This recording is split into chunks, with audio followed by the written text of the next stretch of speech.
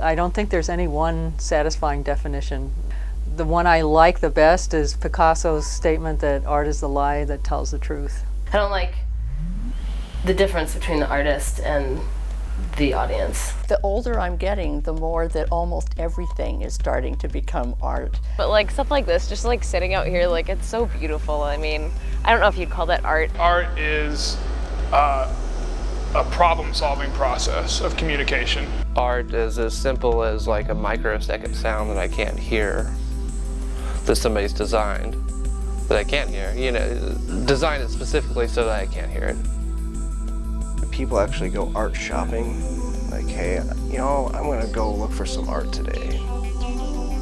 I don't seek it out consciously, so sort of, it's just there. I can, you know, just like I look up here and I see these pretty trees and stuff out here and everything, yeah. A lot of people wouldn't even notice some of the stuff that I noticed, you know. I think graffiti was at one point, probably by the time I was onto it, it was well accepted in a lot of circles as being a form of art. You know, when animation first started, when film was first started, it was considered something like, almost like probably video games are considered now, like that's not art. If you remove art, the notion of art or arts, out of the human equation, what you have is something that is missing the best of what a life is. I would like to think that it is somehow important to culture and society, but from what I've seen, it's not. I think it speaks to our existence.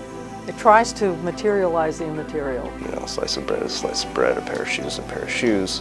Suddenly you put it into a context where it's supposed to mean something else for different people, and then it can be considered art.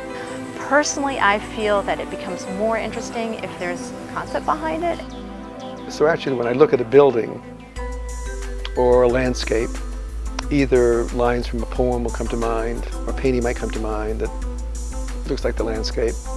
Or it could be a vacuum cleaner.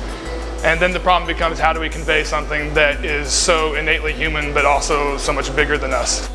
It can occupy your whole life, and you know, somebody with much more talent than me or more brains than me would still spend their whole life and never be at the bottom of it.